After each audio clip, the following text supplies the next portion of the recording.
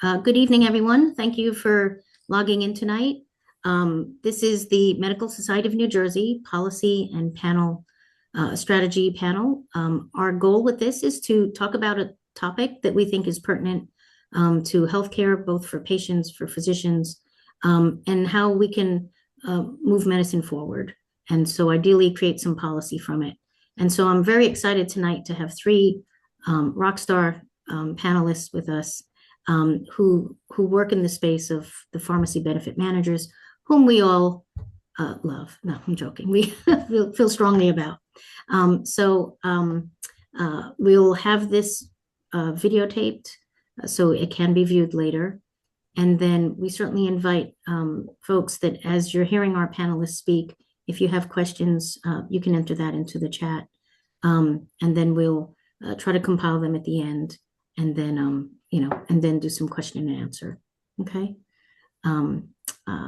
Anything else for housekeeping? This is not CME, right? By the way, this is more educational for policy. So if I start, we have three panelists. There's Dr. Robert Popovian. He's a PharmMD. He's nationally recognized expert in biopharmaceuticals, health economics, and healthcare policy. He's the founder of the strategic consulting firm Conquest Advisors, and he serves in the senior policy and advisory roles in Global Healthy Living Foundation, Progressive Policy Institute, and the Pioneer Institute. Dr. Popovian has published extensively in leading medical and policy journals and is a frequent contributor to major media outlets. A sought-after speaker, he has provided expert briefings to the U.S. Congress, state legislators, and medical audiences nationwide, including us. He holds academic appointments at the University of Southern California and Rutgers School of Pharmacy. He's a leader in research on emerging payment and reimbursement models in U.S. healthcare. So Dr. Popovian, welcome. And our second panelist is Robert J. Schenk, also pharmacist. Bob is a pharmacy thought innovator and strategy driver. He has deep expertise in pharmacy benefit managers, and he's a former New Jersey retail pharmacy owner. Bob is currently the Network Director of Pharmacy Strategy and Operations at Hackensack Meridian Health, and he's the president of the Pharmacy Benefit Forensics, LLC. He's recently joined the Governor-elect's new interdisciplinary task force focusing on healthcare affordability.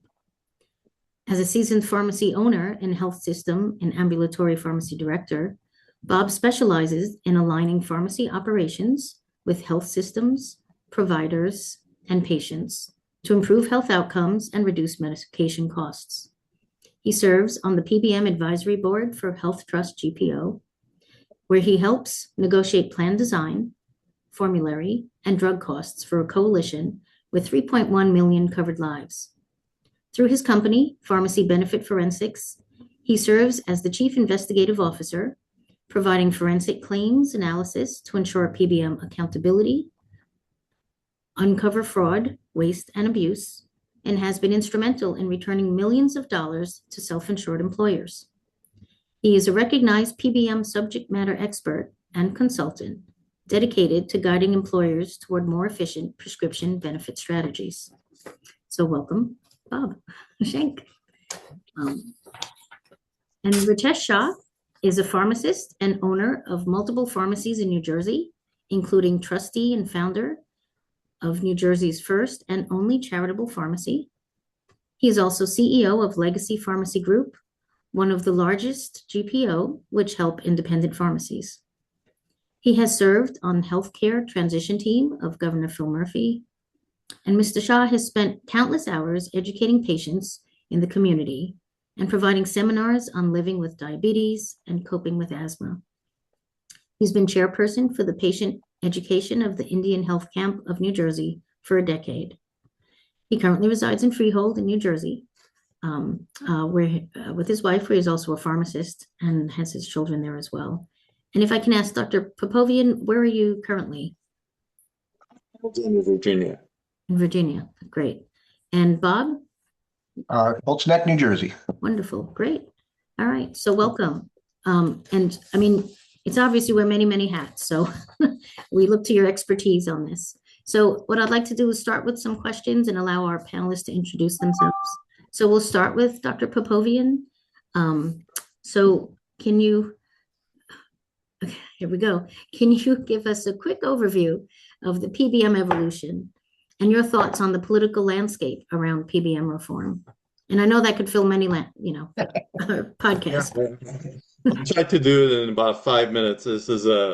I teach a class at Rutgers, as you mentioned, and this is a full semester discussion, so with the students. But to start off with, I mean, look, PBM started probably in the early 1980s, late 1980s to start shaping form, and they were really started to as an entity to process prescriptions and make sure that patients who had a copay or a coinsurance paid some amount, and then the pharmacies were reimbursed. And that's what they did. They were processing prescriptions in the pharmacy level. And I can tell you that it was a very big deal to do that because the volume of number of prescriptions that was coming through, because third-party coverage was becoming much more common, this was needed. Eventually, what they ended up doing over time is that there was horizontal integration. That means they started buying other PBMs. PBMs started buying other PBMs. They got bigger. At the same time, the competition started to drop, and you saw that over time. They started instituting benefit design, and through benefit design, they started doing what is called rebate contracting, which rebate contracting, to my opinion, is the biggest issue why we are seeing the drug prices that we're seeing in the United States today. And unless we get rid of the rebate contracting model, I think we're just going to be trying to put a Band-Aid on a gushing wound. Same time, they started instituting things like prior authorizations and step therapy, which significantly impacts healthcare professionals of all sorts, especially physicians, because they take on most of that burden from a financial standpoint.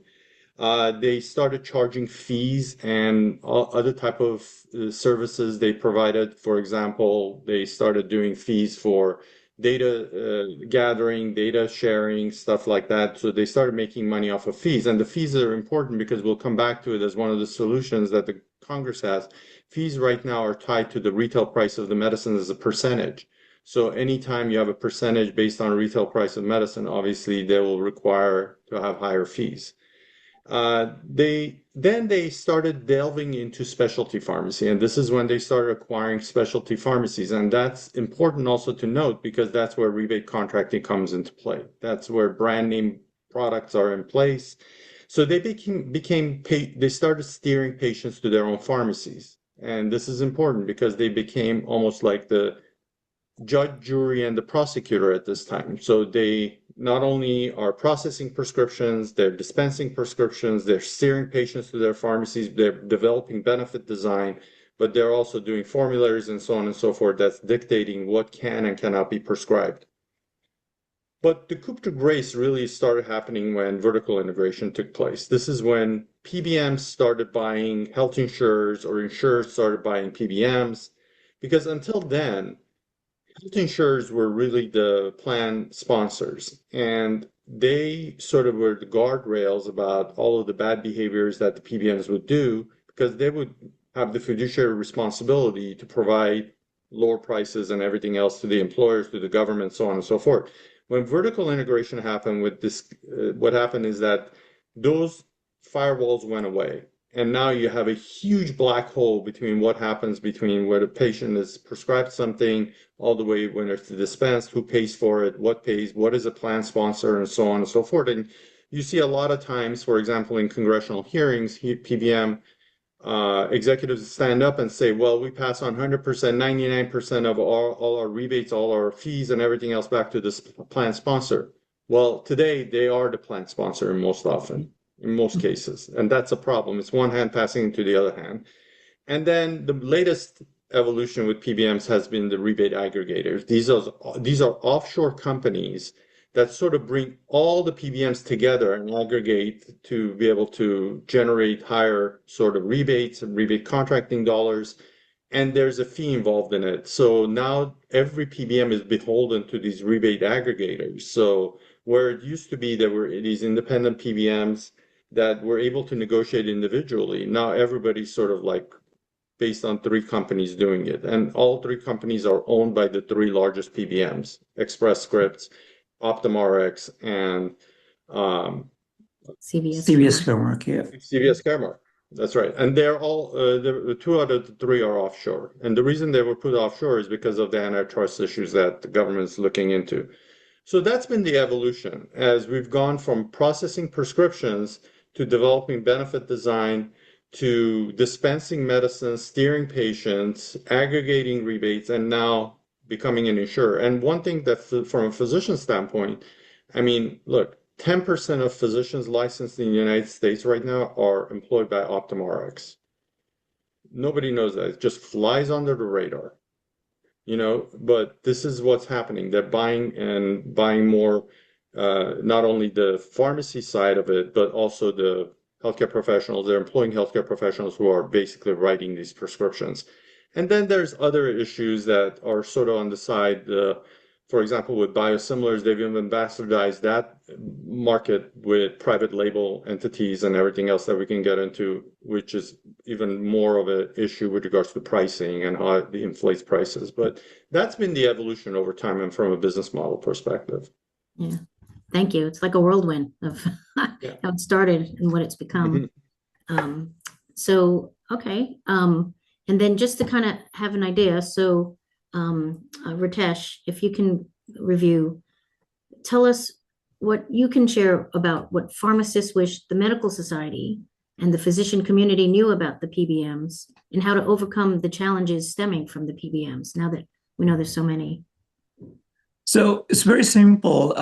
In my view, when you have that financial interest into this, the patient care gets compromised. When insurance companies owns the practices and force patients to their own insurance company, own pharmacies, or for the treatment care, and tells doctor who went to rigorous.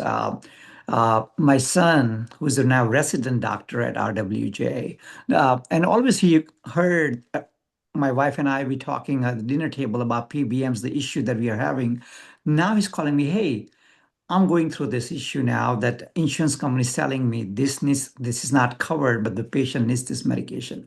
So for them, what they want to cover is what is profitable to them, in my language, of after practicing for 25 years. So answering your question, in a scenario where incentives are not aligned, this is the issue where medical practices and pharmacists, not going to provide that great care that is needed.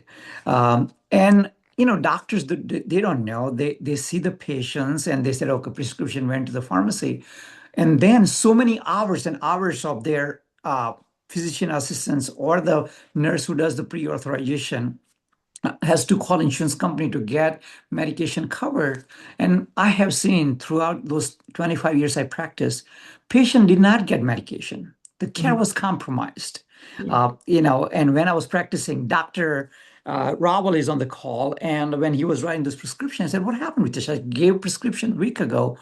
Whether they will force them to use their own pharmacies or the local pharmacy would not have access to those so-called specialized pharmacy medication.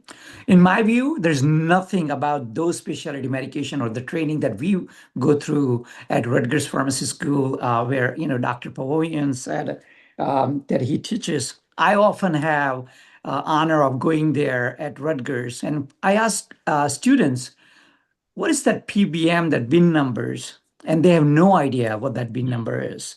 They've never been. And same thing with the doctor's perspective, right? When it comes to that, hey, prescription sent to the pharmacy and pharmacy will take care of it.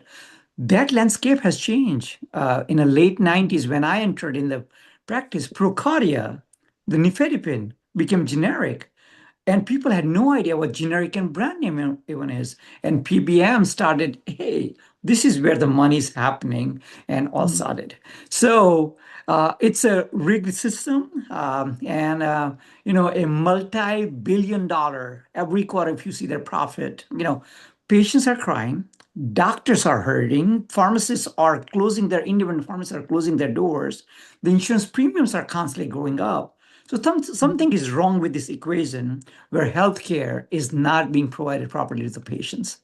Absolutely. So the overcoming these challenges, that's going to be mm, PBM regulations. You need to hold them responsible, and we need to straighten out.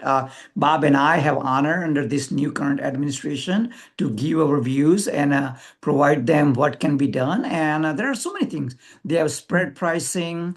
So I'll give you one example, and I don't want to hog up the time, but Abilify, the generic, or the Zoloft generic, classic example, sertraline, what they will pay to a community pharmacy and what they will pay to their owned pharmacy is different pricing structure. The level playing field is not there, and the rules of engagement, rules of the game are different when it comes to paying their own pharmacy. So the model gets disturbed, right? And patient healthcare cost, what patient is paying premium and what comes, it totally gets disturbed. So that's where all the FWA and Fred was waste and abuse comes into play, where profit is only their motto, not the patient. sure. I think we know that it's almost close to 30% of prescriptions, right, don't get filled. There's definitely a problem if 1 in 3 patients aren't getting the prescription that someone took the time to meet with them, come up with a treatment plan, and a big part of that treatment plan is missing. So, okay, all right. Thank you. Bob, can you describe the contracting process between an employer and a PBM? And that includes the pharmacy and therapeutics and the formulary management committees. Yeah, I'm happy to do that. And fortunately or unfortunately, I just had the ability to go through this process just this past year on behalf of my employer and that coalition. And the process starts out with something called an RFP, or request for proposal. So every employer that has the employees for which they provide benefits, health benefits and pharmacy benefits are often negotiated separately. So this RFP process generally has two components. It has a financial component and a services component. So what is the PBM what kind of services are they going to provide for us other than, just the bottom line costs? And the financial part is generally, driven by consultants. So every employer will hire consultants to come in and analyze the drug cost trends year over year, formulary differences, and other financial measures. The trick in all the issue with consultants is, and you can Google this, many consultants, huge consultants, nationwide consultants, also get paid on the back end by the PBMs that they're providing, supposedly objective guidance for the employers or for the payers for. So, in the news, you've seen large consultants like Mercer, Willis Towers, Watson, Gallagher, Aon. They've all been caught kind of with their hands in the cookie jar. And so you have to kind of have that in the back of your mind when you're going through the process. It's good to get a consultant to sign or attest to right up front that they don't get any compensation from a PBM on the back end. Yeah.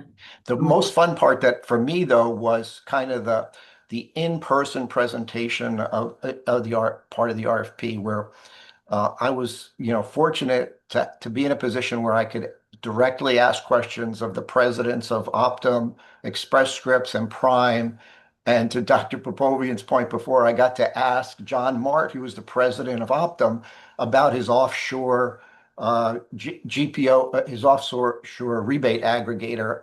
And I asked him directly, as an employer or as a representative of this coalition, could we, as part of our contracting process, get to see the rebate contracts between the aggregator and the pharmaceutical companies? And he Right? Yeah. he was taken aback a little bit at the question. It was a lot of fun. And basically he said, no, we can't do that yet. I knew No the answer. transparency. I knew No the transparency. answer before I asked the question, but you don't get the opportunity where those guys have to answer it with a smile on their face, right, too often. So you have to take advantage of it.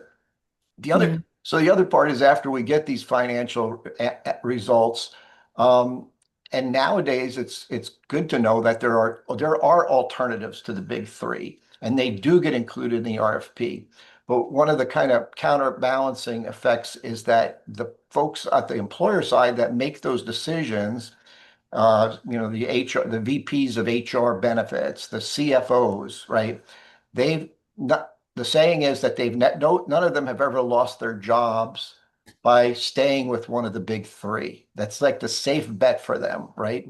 There's somewhat of a risk in going outside the usual system for them.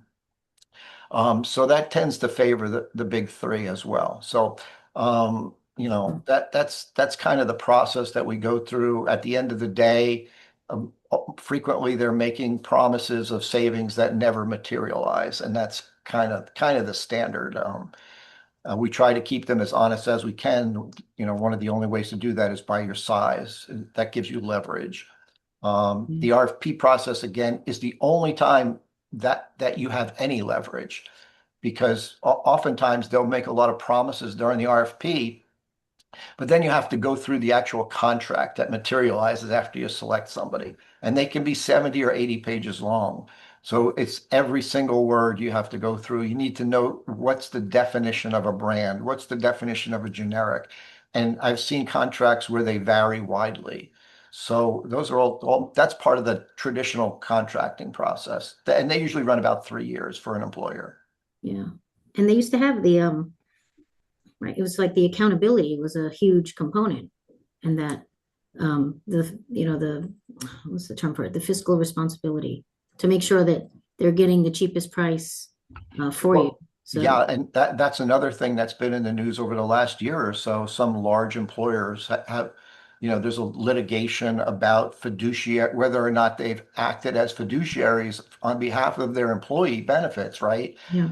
Big companies, Johnson and Johnson, couple of other ones. I think Wells Fargo was another one there. And the lawyers are salivating at that, lack of fiduciary responsibility and just going with what a consultant tells you or what a PBM says is the cheapest. Yeah.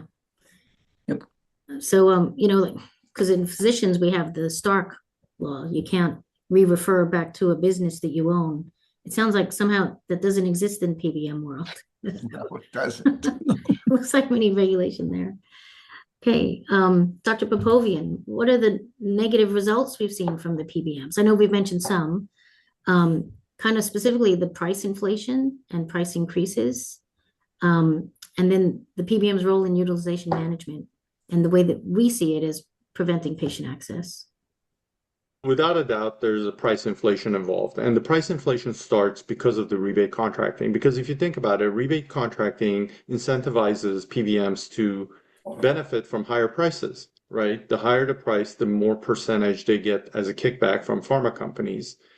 That percentage not only has increased over time that they do for rebate contracting. When I started in this environment, rebate contracting meant maybe a 5% rebate. Today, we're talking certain drugs up to 70, 80% in rebates. The other thing that it benefits them is that not only it's a percentage, but it's also, remember the fees and everything else, it's a percentage that's tied to the price. So rebate contracting triggers all of these fees and everything else involved. And all of them are based on the wholesale acquisition cost, the retail price of the medicine. So it behooves them to prioritize higher priced medicines over lower priced alternatives. And that's why I was right about is that unless you get rid of rebate contracting, which starts off this whole like a pebble rolling down the hill with all the problems, you're not going to be able to get in front of this because it incentivizes for higher prices and higher rebated drugs. The best example is the insulins. If you go back and look at Senate Finance, did a great report pre-COVID, and they looked year over year, over an 8-year period, insulin prices in the United States, and it had to do with Humalog, the Lilly insulin. The wholesale acquisition cost, the retail price of the insulin increased by 300-400 fold. The net price that Lilly was getting for each unit of Humalog stayed the same. So what was happening is that they were getting more and more in rebate dollars, but it was not benefiting the manufacturer, nor was being passed on back to the employer or the patient. So price inflation is definitely an issue. It creates a misaligned incentives, these rebate contracting, to have higher price alternatives. And what it ends up doing is also it brings in things like prior authorization because this is how they're going to enforce the issue, right? Step therapy and prior authorization. Prior authorization, I've done a study, and if you look at the net cost of prior authorization, there's a net cost involved in it. And all of the cost is borne by healthcare professionals and patients, and all of the benefits is basically gathered by the PBMs. And what is the net cost? Well, it's the time consumption. You mentioned not filling the prescriptions. There's a percentage of prescriptions that are not filled when something has a prior authorization.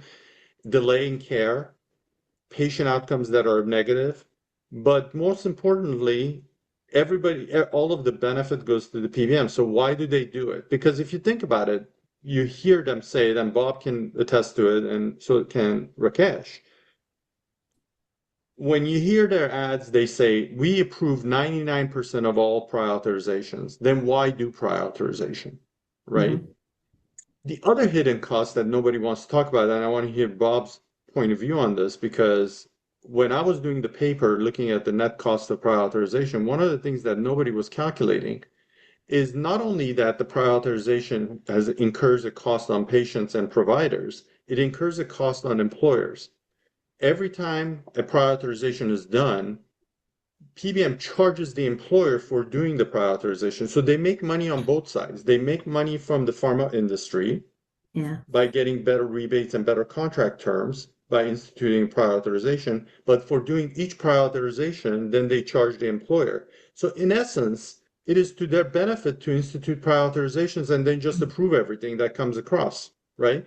Because they can block some prescriptions from getting filled, so they save money that way. And then they make it on the back end by charging employers for every prior authorization done. So would that explain why for physicians, when we have that step therapy and we're like, why is the generic that we know is so cheap costing so much more than the brand drug for this patient? Like I had metformin denied and I'm like, you were kidding me. It wasn't the special one. It was plain metformin. That's partially because of the price, but partially because they want you to take the more higher price medicine. So best example is that when biosimilars were introduced in the market pre-COVID, Remicade had a biosimilar. It was blocked on every single formulary, even though it was 20% cheaper. So why was that the case? Because they made more money on the margin by covering the more expensive medicine. So they're trying to force patients to take more expensive medicines because the margins are better for them. So that's why your metformin was blocked versus maybe something else was let pass through. It's all basically margin play here. Exactly. Okay. Interesting. Thank you.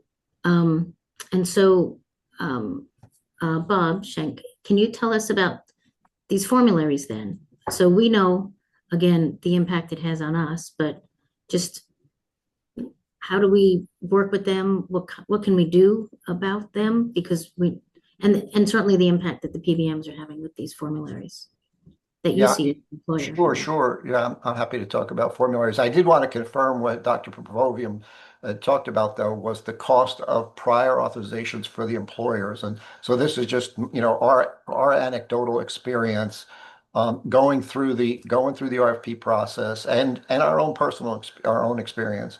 Anywhere between 35, and this might shock people, anywhere between $35 to $50 per prior authorization fee paid by the employer to the PBM, and that's for the first line of approval or denial. If the PA is denied and the patient files an appeal, it's $250, and there's an incentive almost upfront for the PBM to deny the initial prior authorization, right? Because now they can make $250 on the second level. And if it goes to a third level, which is the final level where it has to go to a specialist in that area, it's over $500. So, on a group our size, about 60,000 covered lives, over $1.5 million a year in fees for prior authorizations, just for the first level. So yeah, Doc, it is definitely a factor in the decision process. It's Yeah. So at the AMA, and we do a lot of advocacy, we came up with, it's come up multiple times. We've said, hey, why don't physicians charge for the time that we spend doing pre-auths? And they go, yeah, it's a pipe dream. No one can do that. So now we're hearing that people are doing it. The PBMs are doing it, you know? Yeah. Yeah. Yeah, that's sad. So yeah, I did ask about formularies, and yeah, and obviously everybody on the call here is familiar with formularies in hospitals. The formularies originate with those P&T or Pharmacy and Therapeutics committees. And so, years ago, as Dr. Bovian described kind of the history, where they started to get into more management, they fell onto this tool of formularies, and it became kind of their foundation. I think the complicating factor is that every PBM can have a different formulary based on how well or they've negotiated with pharmaceutical companies for placement of a drug on their formulary. And that's one of the, I think, differences between the hospital formularies and PBM formularies. There's, hospitals oftentimes consider a lot more clinical criteria, I think, when setting a formulary, whether or not a drug is placed on that formulary. They consider outcomes. It seems, more like PBMs consider price and what's in it for them. As part of my RFP process, I've had the ability to sit in on a P&T committee meeting at one of the big PBMs. Very highly secretive process, by the way. There's no published notes afterwards, at least that are distributed outside of the PBM. You're not allowed to record anything.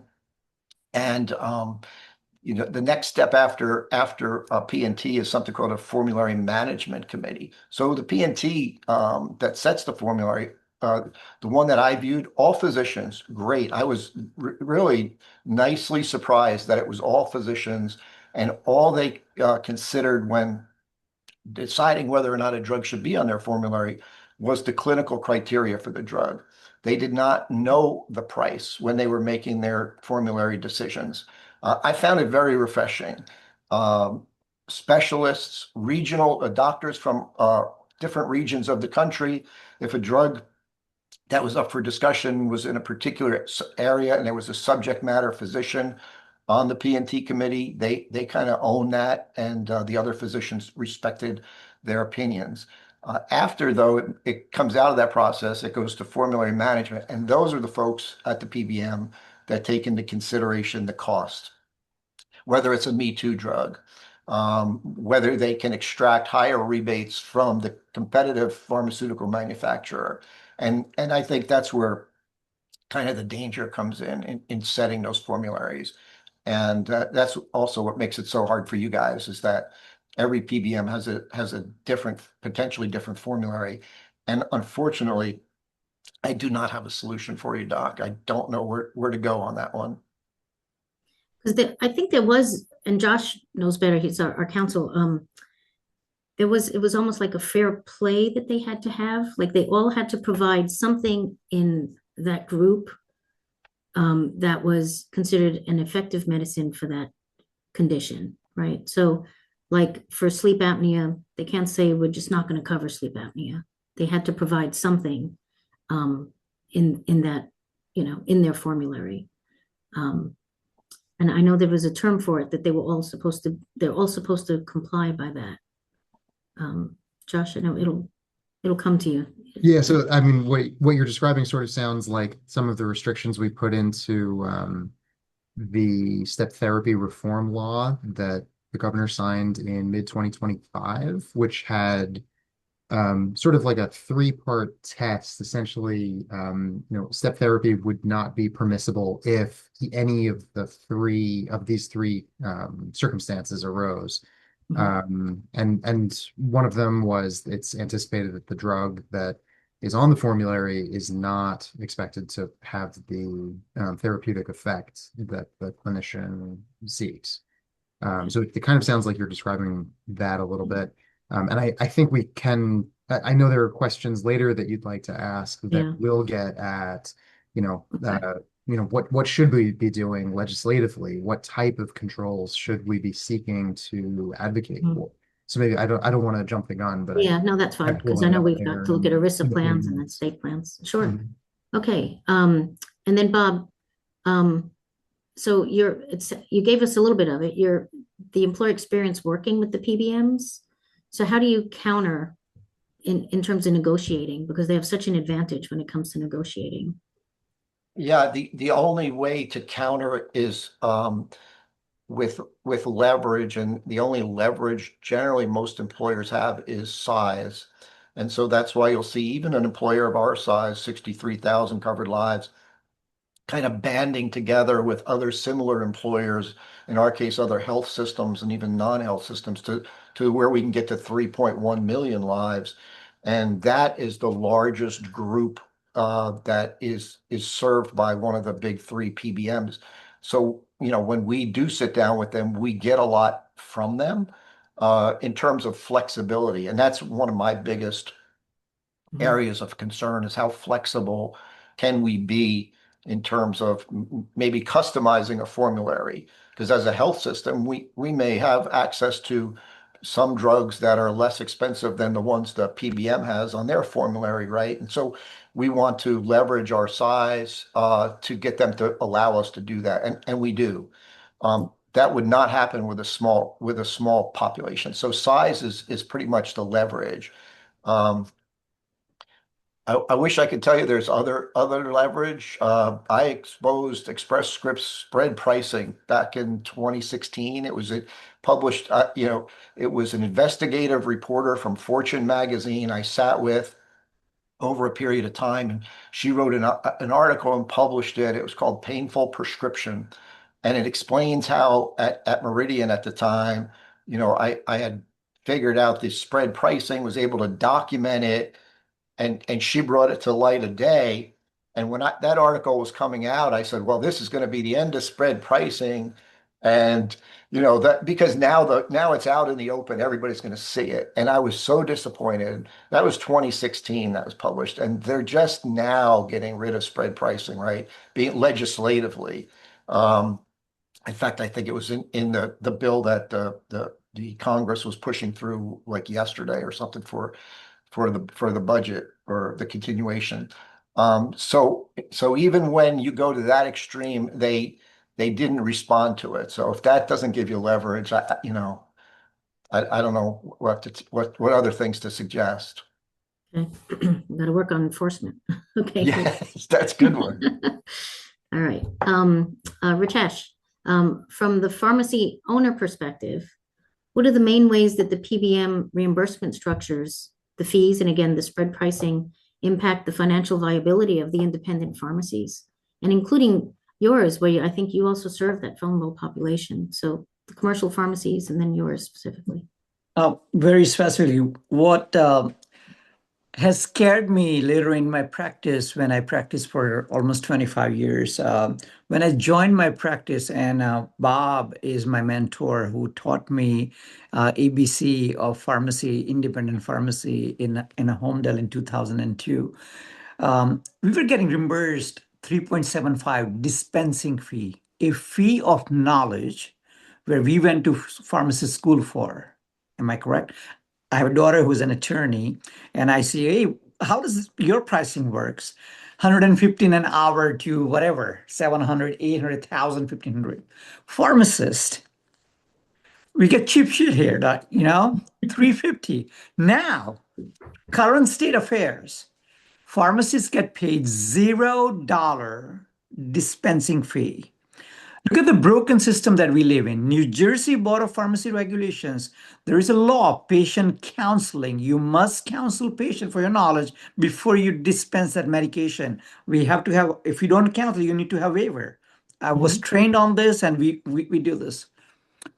We don't get paid by this. The reimbursement when it comes in. So now, if pharmacy is filling 100 prescription, answering your question, they're not getting paid for their knowledge, zero. So I don't know why still students, those who don't want to practice in a community pharmacy, still goes to pharmacy school, because there's no money left on that part. Secondly, cost of the drugs being paid below the cost minus, WAC minus, AWP minus. a community pharmacist costs. They rely on the pricing that they have in their book. Again, we discussed enough about spread pricing and what they pay to their pharmacy and a formulary. I'll leave you with this example. Community pharmacies are hurting. When I joined my practice, we had about 1,700 community pharmacists in New Jersey. We are now down to 700 of them. And those who are unique and they have diversified that pharmacy practice by doing some things that pill counting, right? What stuns me, right, on TV, whenever you see on CBS or any channel, they will show pharmacists and counting pills. They will show you tray. This is not what pharmacist does. They do more than that. There's a clinical pharmacist, that a pharmacist who does drug utilization review properly helps, and a hospital pharmacist. But when it comes to independent pharmacy, the survival rates, because of this reimbursement practice, because of the old tactics they use and how they pay on pricing, it's devastating. So it's hard for them to survive unless they do something unique and out of box practice into their day-to-day routine. Okay. Interesting. It's a shame. Okay. Bob,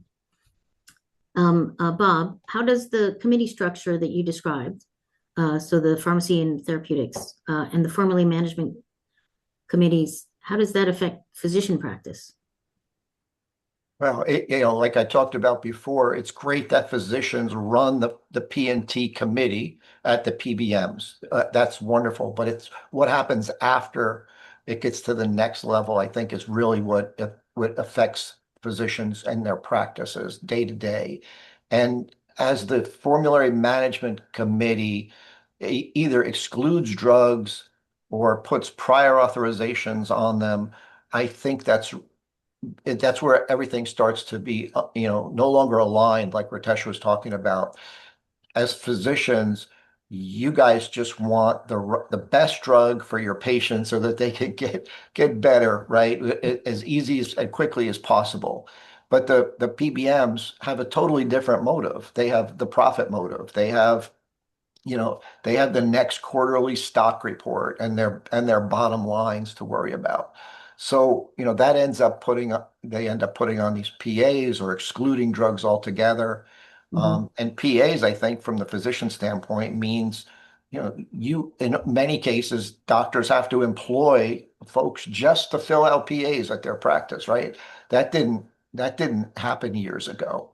And so that's a barrier. And so anytime you put a barrier between, the patient and getting better, that's a negative. And obviously that comes back, puts pressure on the physician to prescribe maybe a drug they didn't want to prescribe in the first place. And maybe sometimes they have to prescribe, like you talked about, the step therapy drug, just to get to the drug that they knew the patient needed in the first place, right? So that's how, that whole system impacts physicians and their patients.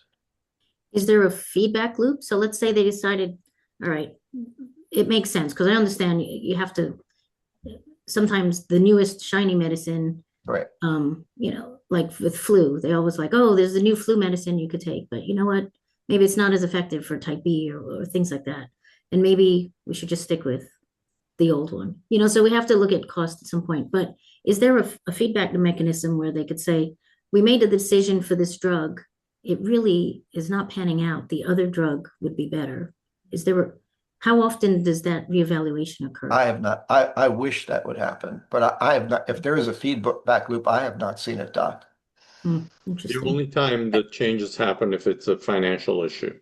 Yep. So if the competitor comes and gives a better rebate dollar, then that will trigger the change. And it's important also what Bob is talking about with regards to administrative, like prior authorization. There are two types of prior authorization. There's a clinical prior authorization that nobody denies. I mean, it's basically if a patient needs certain testing done or a genetic marker or something to get that medicine that they're getting. That's a clinical decision and it needs to be confirmed. That prior authorizations are not common. The one that is the most common is the administrative ones. And that's where they make I would say about 70% of prior authorizations are non-medical based prior authorizations. It has to do with cost of the medicine or the benefit that the PBM will get from dispensing a certain medicine. Yeah. And you know, if I can piggyback for 30 seconds, I think all this thing and all the headaches of doctors and the patients will be gone because your patient is suffering. There's a bill that we're going to propose under Senator Gopal's and under new administration is a NADAC plus $10 and change. So fee for service, right? You pay the national acquisition drug cost that is available, and plus the pharmacy fee, the fee for knowledge. Why pharmacists are dispensing medication, checking drug interaction. I think that will be a nightmare for PBMs. So many states like Arizona and others have established that model, and PBMs are running away from the states, right? Because they don't have anything left. I think going back, and if you see the NCPA, National Community Pharmacy Association models, because all these techniques they're using, doctor, Mhm. every fourth pharmacy from the neighborhood is eliminating every fourth day. So the pharmacy desert will create it, and patient ultimately will suffer. They have to die. Like, you know, we're okay. We are in Jersey and metropolitan area where you can find it. But, you know, there are some areas that you don't find pharmacies for 30, 40 miles. So what happened to those patients? I think this pharmacy, I call them PBM mafias. They need to get controlled. Otherwise, disaster, it's about to happen. So can you say that statistic again? So every 4 days we lose. Every fourth day, a community pharmacy closing their doors. There's a data from, I would share that data. Community pharmacies been closing their doors, or they've been merging with other neighboring. They couldn't do it. Just to give perspective, your rent, your pharmacist salary, your technician salary to run the software, to pay your electricity bill, your pharmacy insurance, your malpractice insurance and everything per prescription. If you see the cost burden to fill, it's about $12 to $15. How pharmacy is going to survive when you're getting paid cost minus? You're losing claims on GLP-1s and those high reimbursed medication. And insurance companies are pushing for those medication. Again, they get the rebates. They said, oh, let that $4,000 claim go through. We'll get our money. And they've been milking this money, you know? Exactly. And thank you. So I think we're all fired up enough, so if we kind of turn and look at kind of legislation then, right, and regulation, because I think that's what we're saying is you kind of let the fox loose in the hen house and nobody's really been managing this. So Dr. Popovian, like, how would you describe the experience with the PBM laws and regulations? Are you familiar with them in New Jersey? Do you know? Okay, so yeah, and if we can kind of compare to how do we rank with other states? Like I know California, Governor Newsom signed a new PBM law just I think a few months ago. I think California has probably the most comprehensive one at this point, and the reason being is that basically it mandates that every single penny, whether it's a rebate, a fee, or anything else, is passed back to the plan sponsor. Now that we can have a debate of who that plan sponsor is, right? Is it the PBM owned insurance company or is the employer? I think that definition needs to be defined. But the other thing that the California law does is it has an anti-steering component to it, that you cannot steer the patients to your PBM-owned pharmacy. And the reason being, I want to go back to what Ritesh was saying. I mean, go back and look at the FTC reports, both of them. The second FTC report was very clear when they were doing two things. The PBMs were, and they only looked at, by the way, generic drugs in this case. PBMs were steering high-priced generics to their own PBM pharmacies. And in that cases, they're inflating the prices by up to 1,000% and the reimbursement was about 1,000% more comparatively to the independent pharmacies, specialty pharmacies. So in other words, the anti-steering component is also good. The third thing is that it basically mandates that the savings go to the patient, not stay with the PBM or things. So they do that. New Jersey has some components to it that will address it. Federal government is doing it as well. The important thing to do, and Josh and I were talking about it, is to have both levels, right? You need to have the federal level doing the stuff that they're doing, but it takes a long time. So that's why it's important, like states like New Jersey, California, Massachusetts, Texas to do their own bills to force the issue of anti-steering. The other thing is that very, very interesting, and I want to hear Ritesh's input on this. Arkansas passed a law, I know it's in litigation right now, that prohibited PBM only pharmacies in the state of Arkansas. That's huge. I mean, that will resolve a lot of the problems, you know. And when we're talking about spread pricing, it's important to note that I know Bob was good about talking about how he discovered it in 2016, but it went on. I mean, the state and the worst culprits were the state Medicaid programs. The state Medicaid program in Ohio overpaid about $200 million in just 1 year on spread pricing. That was the PBM was making more money instead of what they were reimbursing pharmacies. They were keeping the spread, and that was $200 million just 1 year on a Medicaid program in the state of Ohio. So imagine that every state, that's why a lot of states, that's another thing that the states can do, which New York has done, California has done, is take back that pharmacy benefit from the PBMs and just use the PBM for processing prescriptions rather than doing the benefit. And New York has done it, California has done it, and it's resolved a lot of the problems with regards to spread pricing in that case. Okay, interesting, great. And then how about legislation nationally? Is there something at a federal level that we have? I think there's the bill, right? I'm going to say his name wrong, but he was on the podcast, Jake Oshenslosh, with the pharmacist. Ocean Claus, yes. Yeah. So he's a congressman from Massachusetts, Jake Ocean Claus, and he has a legislation. It's a bipartisan legislation. It's not only him, but it's a couple of other folks, including Comer, who's the chair of the Oversight Committee. And so it's Republicans and Democrats who don't generally agree. By the way, this is one issue that crosses party lines. When you go to Congress, I don't know how it is in New Jersey State House, but I can tell you Same. these bills pass unanimously in state houses.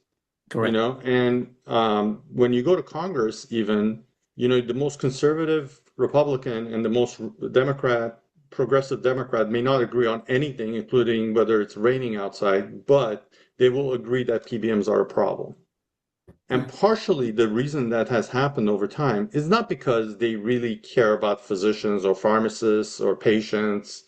It's because it affected them or a family member. When you talk to them and you say, why are you so adamantly interested in this topic? Is because somebody was harmed by a PBM. And this was inevitable, by the way, when you have 3 PBMs controlling about 80% of the market. It was inevitable that something was going to happen to someone of power. So I think federal level, there's a bill by the bipartisan bill. There's also language in the reconciliation bill, which has to be funded. It was in the, remember in the last funding, not the last one that they just got through, but the one in September, Elon Musk sent a couple of tweets and all of a sudden that language was taken out of it. So that language is again back in the reconciliation language. Language is back into that. Does it fix everything? No, but it's a starting point. That's another thing. We can't just wait for perfection here. We need to start somehow dismantling this problem. And I think there's opportunities both on the congressional level and the state level to do that. Okay, good. There's some hope. Yes. And I know it's gotten a lot of traction because it was impressive, you know, the Pharmacy Fight Back Act. Bob, how is the vertical integration of the PBM businesses affecting the marketplace? You know, and can we tackle that from either an FTC standpoint or legislation to tackle, because we're losing the competition, right? Yeah, and Dr. Popovian talked about the vertical integration before really well. There's a slide, and I don't know if you guys have it, but it's available online, and it's comes out from drug channels and a guy named Adam Fine.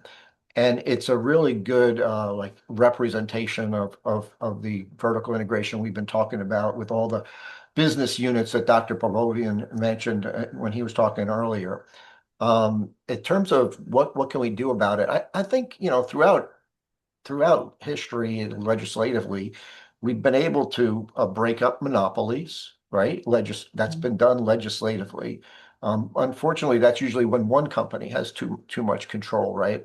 Oh, thank you so much. Yeah, that's Look at one of my this. Yeah. this is one of my favorite slides, and it's updated through 2025. So it shows those the rebate aggregators that Dr. Popovian was talking about that live offshore in other countries. It shows their own specialty pharmacies, the providers that they own that Dr. Popovian was talking about with Optum owning 10% of providers across the country. But this is a great representation of what we're talking about and kind of the challenge that we're up against. So um, yeah, if we can legislate that, a first step where, and this obviously we need you guys' support at the state level, that these folks cannot own their own pharmacies, specialty pharmacies, retail pharmacies, and they cannot steer to them, in any way, shape, or form. That would be a great start. So again, maybe we don't break up a monopoly, but maybe we can start small, and that seems like something that can be done at the Yeah. state level. I'd like to see New Jersey get a little bit more progressive, and so we can save our independent retail pharmacies around the state, which are such a valuable asset. Um, so I think that's one good first step for us. Yeah. Excellent. No, truly. Um, Ritesh, can you tell us the charitable pharmacies like yours? So you rely on donated meds, right? Grants, Uh, community support to get your medicine. Have the PBM practices impacted your ability to supply and shape your mission? I'll tell you, because of PBMs, the way they treat patient, so many patient could not now afford to buy if they are buying it out of their pocket, and those population now knocking my doors. My charitable pharmacy, it is self-funded and family friends funded. There is no drugs that comes in that is because of the overflow or anything. We have a strong formulary of about 300 medications, and I'm honored to have Dr. Ravel guiding our as an advisory board member, as a great physician of Monmouth County and Jersey. Um, so this is something out of my personal loss, and something where we want to make sure there's no life, precious human life, gets affected because they don't have access to medication. And it's so much personal story with my sister. I lost her during COVID times, and to honor her, we opened up this door of my building on a Shrewsbury Avenue in Red Bank, where we have medication that affected and takes a lot of lives because they don't have access, which is heart medication, diabetes medication, blood pressure medications, and mental illness. Those are the disease my sister has suffered, and we have about 300 plus medication, including insulin. It was good.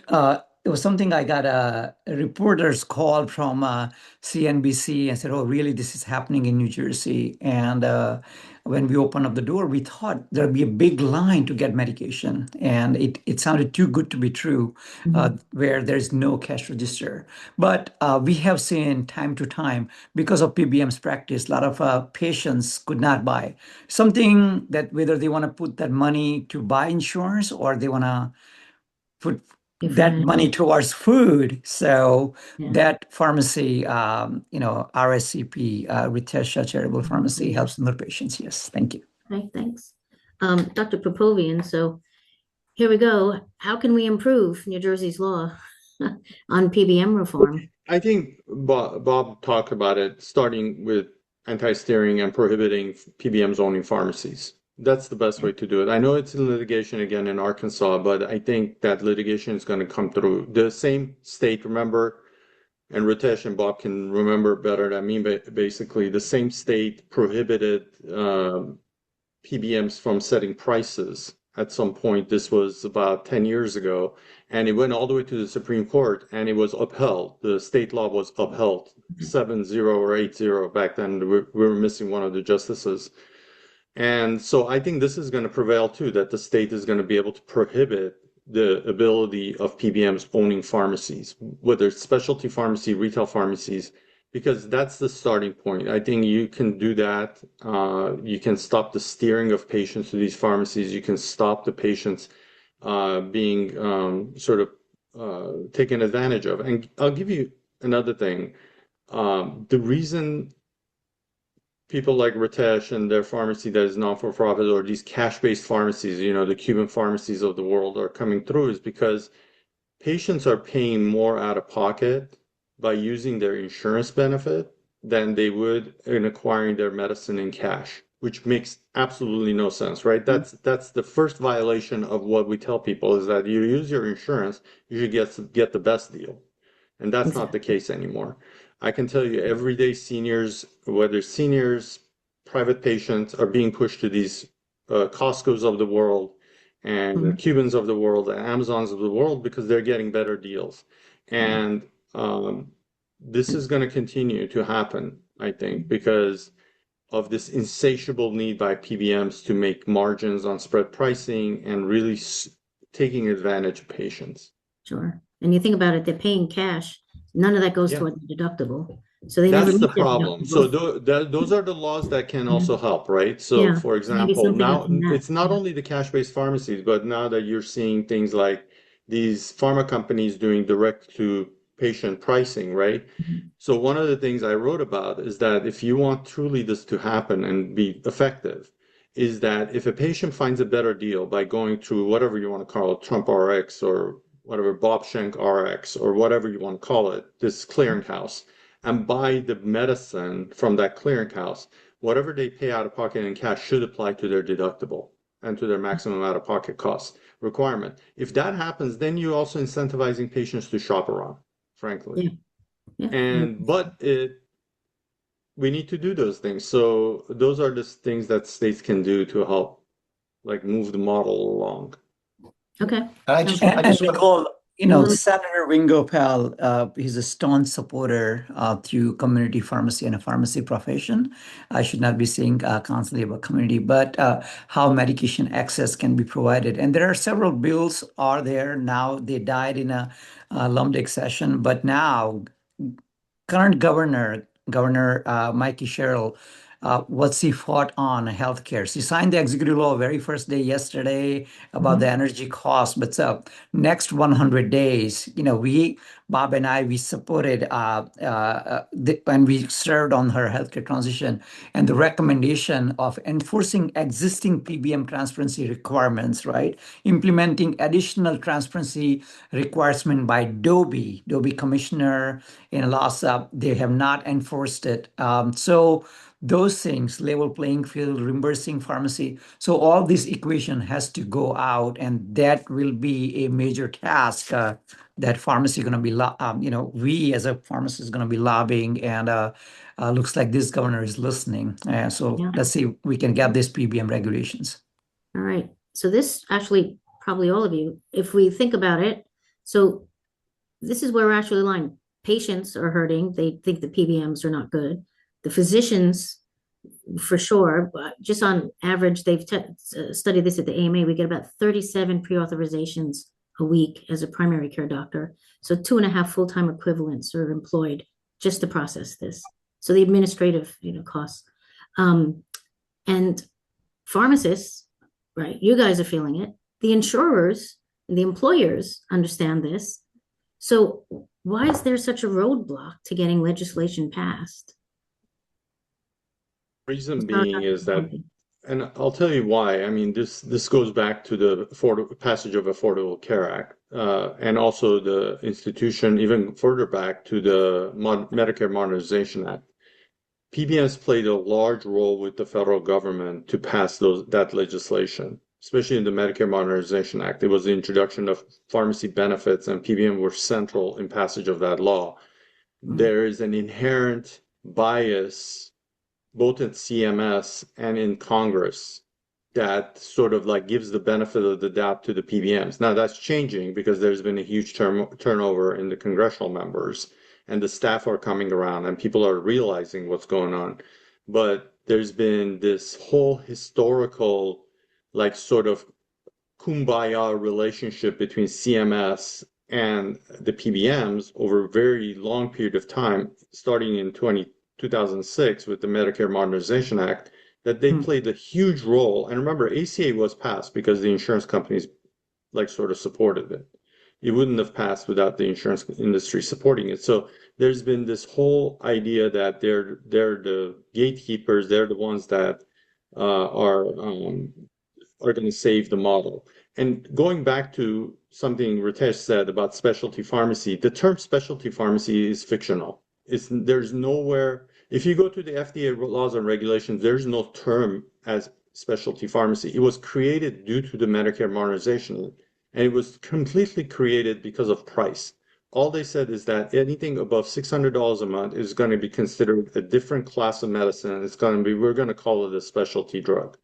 And they've taken that and just maximized that issue. So that's why, if you want to answer your question simply, why it's taken so long is because of the symbiotic relationship between CMS and PBMs over a very long period of time. Doctor, if aspirin becomes $5,000 tomorrow, it will be specialty drug. There's nothing specialty about aspirin. It's crazy how they do it. So this has been phenomenal. If I could ask you all maybe some closing thoughts, what you think, we'll start with Bob, what you think, if there's something we didn't cover, if there's an area where you think we could work on legislation, or again, it's going to be regulation. No, I think we went over everything I wanted to go over. I think I just wanted to reinforce the fact that physicians and pharmacists, like you said before, and employers, we're all aligned. And I think we're all aligned in the best interest of our patients. And what's not aligned are the PBMs. And so that needs to be a priority that we all do share, I think. And I think it should be a takeaway here that we're all pretty much singing the same or speaking the same language when it comes to PBMs. And obviously, I think pharmacists, pharmacy organizations, medical society in New Jersey, need to work collaboratively. But I don't think it's necessarily that you just have to support what we want. I think pharmacists also need to understand what you guys need, and we need to step up for you as well. So I'd like to see more of that going forward. Sounds wonderful. Great. Ritesh? I'll echo every single word Bob said. A patient has to be in a center point, and working with the doctors and pharmacists. It's a two-way traffic, right? Both are incomplete without each other, because they both are suffering right now with the big mess created by PBMs. They're doing double dipping, right? Their hand is constantly in a cookie jar. Okay, what is in there for me? What is in there for me? It's all about me, right? Not about patients or doctors, pharmacists. Yeah. So I agree with everything Bob's saying. It's time is now to get PBM transparency and PBM reform. Great, thank you. And then Dr. Popovian, thoughts? So I would say kudos to Bob and to Ritesh, especially for Bob from an employer standpoint, because frankly, if more employers were like him, you would have a better system.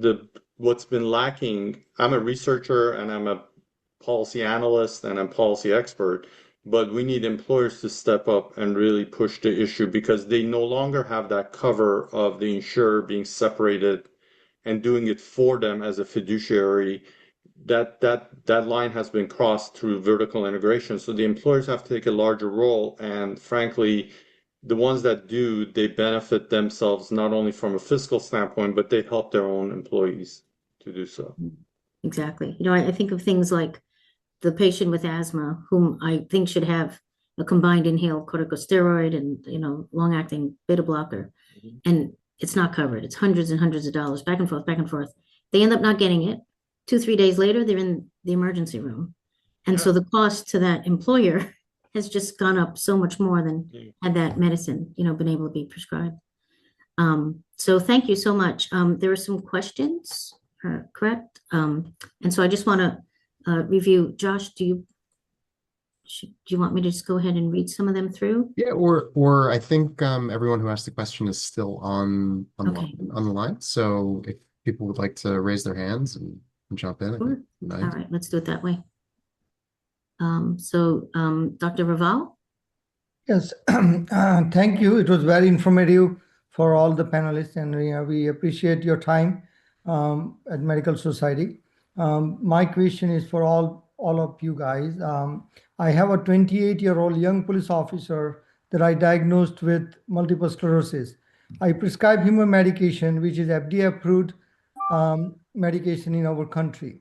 Now, his insurance, which is the federal Blue Cross Blue Shield or whatever state Blue Cross Blue Shield, is telling him and me that prescribe the generic medication first.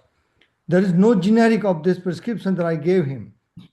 So now they're telling me to write a new, completely different medication than what I gave him that I thought as a professional will work better for this young police officer. How do I fix this? What can I do in this situation? So that actually might be addressed by the 2025 law that we worked to have the governor sign concerning step therapy. So from a policy perspective, if anyone wants to chime in, I'm very curious to hear your thoughts. But for this specific patient, if you'd like to reach out to me, we can look and see whether that insurance plan falls under state regulation or federal regulation, and then sort of talk about next steps from there. Okay. And then one more thing. Similarly, this patient is on medication for 8 years, not this patient, another patient with similar disease, multiple sclerosis for 8 years, completely relapse-free. Patient is responding well to the medication, and now get a letter from insurance company that your insurance, your pharmacy benefit will not cover this medication from now on. Your doctor need to change this medication, and they're telling me to write something different medication than what that person is on for all this many years. So again, doctor, because it's a profit over patient care, and maybe the employer may have changed the plan, and that requires them to do and make sure that maybe in their formulary they don't have that contract with that manufacturing company or the high dollar company that they do it. And this is all how Dr. Popovian and Bob said. It all ends at what is in their pocket, right? It's nothing about patient care. It's mind-boggling for me that you went to medical school for 10 years and did this and residency, and I see how much my son is going through. And you, in your professional judgment, you prescribe that medication. There is no alternate, and somebody's patient is stabilized. Here, someone in PBM may not be a doctor. He just turned on the computer, boom. It's not making me $500 to my company. All right, it's not covered. It's bizarre. And I think the regulations can fix it. And I think we all are working on that. And there's no science and how they determine this. It's just a very selfish motive of. Yeah, we get it. I think there looks like a liability component needs to come into this. At some point. I would just add like a practical standpoint, and it's the beginning of the year, so it's not uncommon to see that when patients change insurance plans, the different plans have different formularies like we talked about. And so the initial kind of knee-jerk reaction, like you mentioned, Ritesh, is some pharmacy technician somewhere remotely got a claim and just, rejected it. But you can take, a little extra time, go to that second step, ask for an appeal. If you can provide clinical necessity documentation of why that patient needs to stay on that particular drug they've been on for 8 years, you might have to go to the second or third level. But I think in a majority of cases, you'll be able to stay on it or get the other drug that was initially prescribed if there's some, clinical medical necessity that you can substantiate. Yeah. Thank you. Thank you. Dr. Campagnolo? Yeah, thanks. Again, this is a wonderful presentation. I missed the first probably 15, 20 minutes, but actually what we were just hearing about from Bob there was part of my question.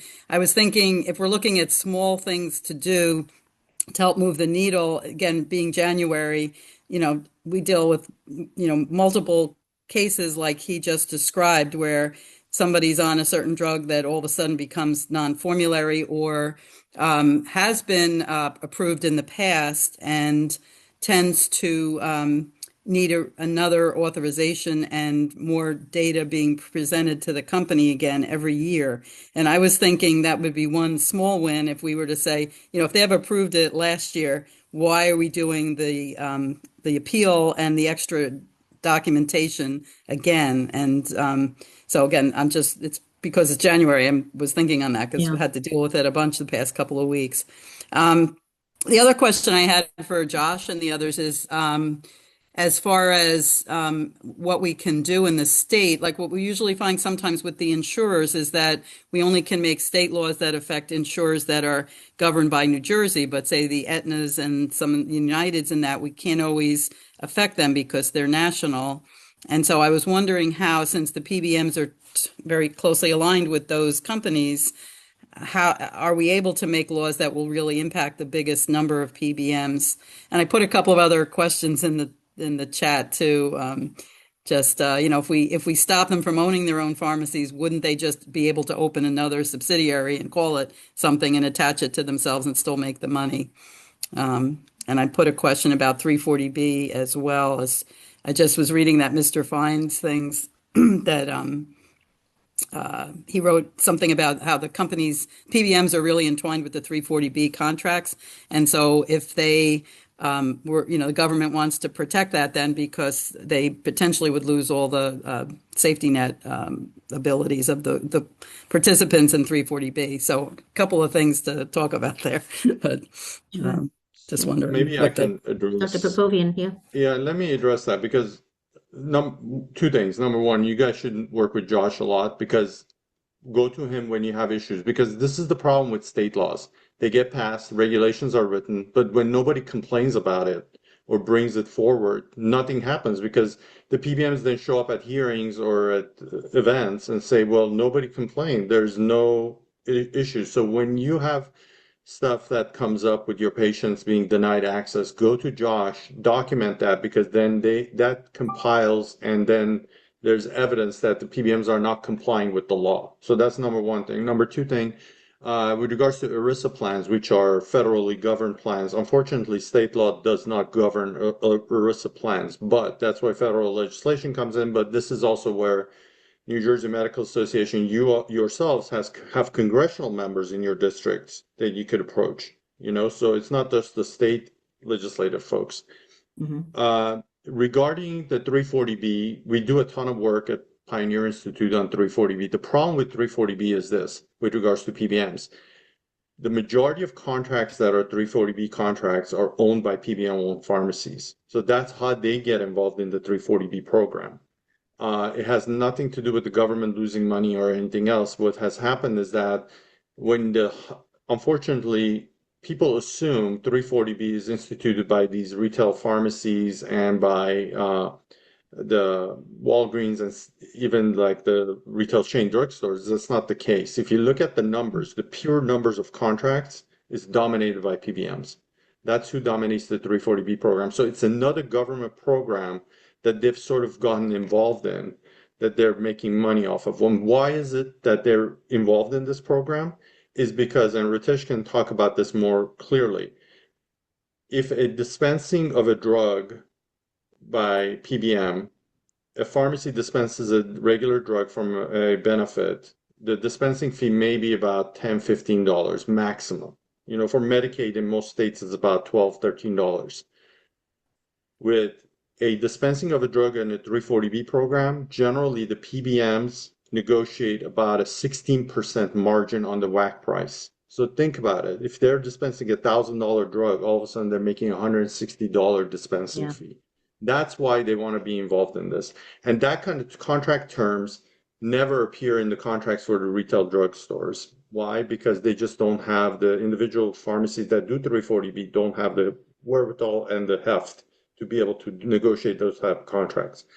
So that's why the 340B and PBMs are involved in it. Yeah. Correct.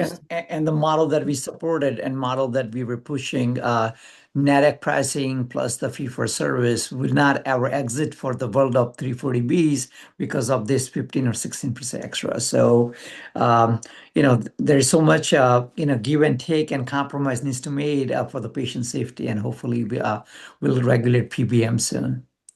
Okay, thank you. Dr. Orland? Oh, you're muted. You're mute. That's right. Nicole muted everybody in the beginning. Okay, yes.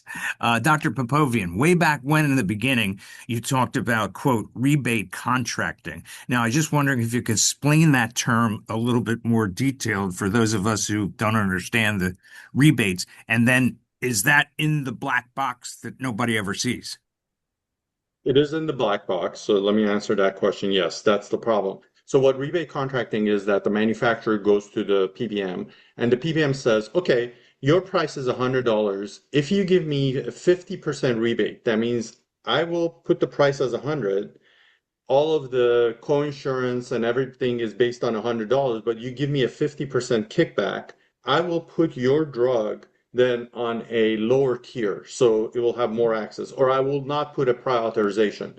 So then Josh Pharmaceuticals goes to the same PBM and says, I have a $100 drug, but I'm only willing to give you 30% rebate. They say, well, okay, fine, we'll take that 30%, but we're going to put you on a fifth tier with 50 different prior authorizations. So that's what rebate contracting does. But if you inherently think about it, Stephen, if you have rebate contracting, you're more better off covering more expensive drugs. It's a percentage of the retail price, right? You get as a kickback. So would you rather cover $1,000 drug or $100 drug in that case?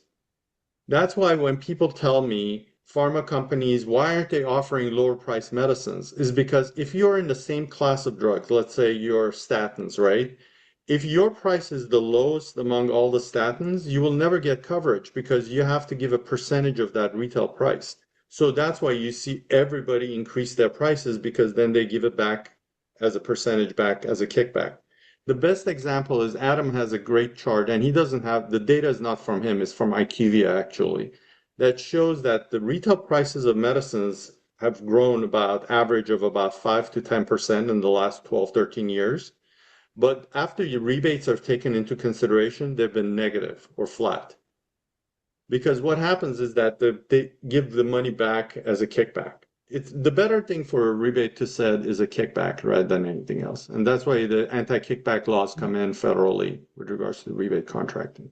And nobody, by the way, nobody knows about this data because it's in a black box. Not even the federal government, nobody knows about it. It's all BS. If anybody tells you that they know exactly the retail dollars, the rebate dollars, they're lying to you. And Bob can talk about it if he knows maybe. So two quick things about rebates. You'll be happy to hear this. When we did our contract this year, we did extract from our PBM data that will show the actual rebate down to the NDC level of a drug. So that's first time. I'm excited to see that first report.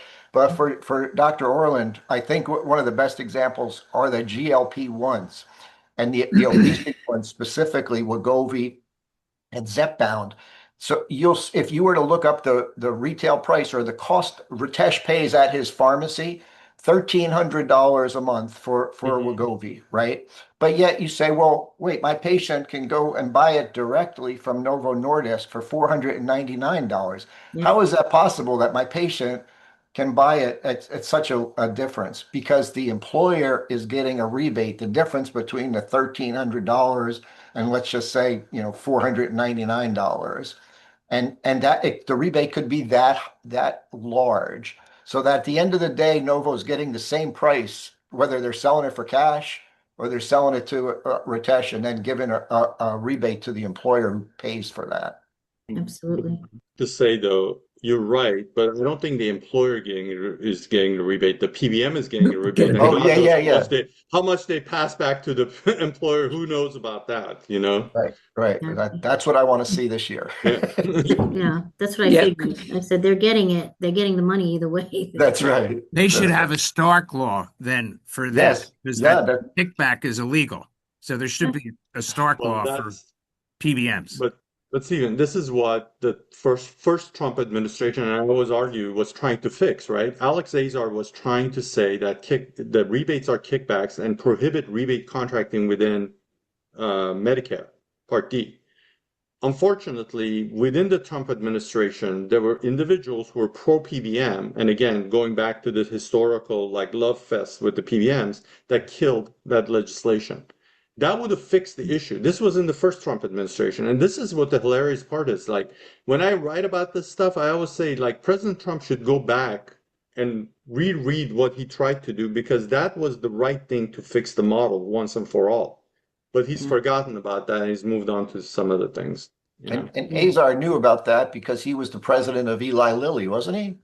Yeah, exactly. Yeah. He knew exactly. He knew He knew the pharmacist. He knew the pharmacist.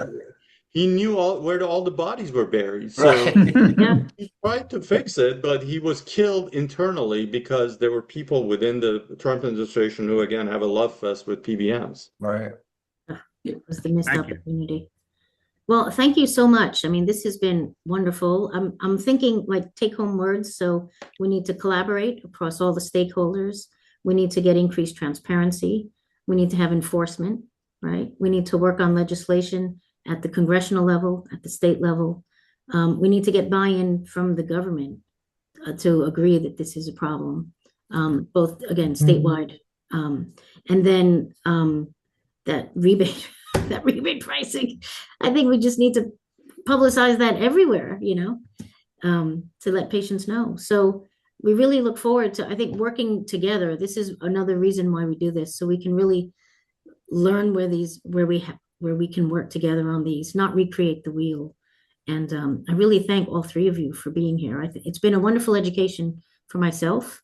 I think for our guests here, if I could speak for them, that it's empowering us, I think, to be able to try to make some change. And I just wanted to, and to just close again by saying thank you so much. Is there a way, so just give each of you a plug, so Dr. Popovian, where they can learn more about what you're doing, Bob and Ritesh? If there's Institute, go to Pioneer Institute. We do a ton of work on 340B as well as Inflation Reduction Act, drug pricing, PBMs.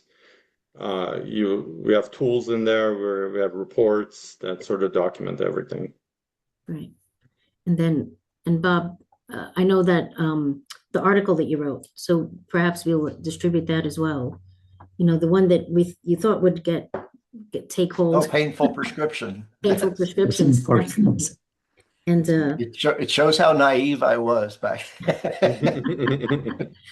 Terrific. And Ritesh, about your pharmacy too, if you can include that information, and then we'll distribute it to our members. Okay. Absolutely. Thank you so much. Yep. Regulate those PBMs, and I think that will do it. Wonderful. So thank you so much once again. Our next policy strategy meeting will be in July. And so I encourage everyone, if you have ideas, things that you feel fervently about, please let us know.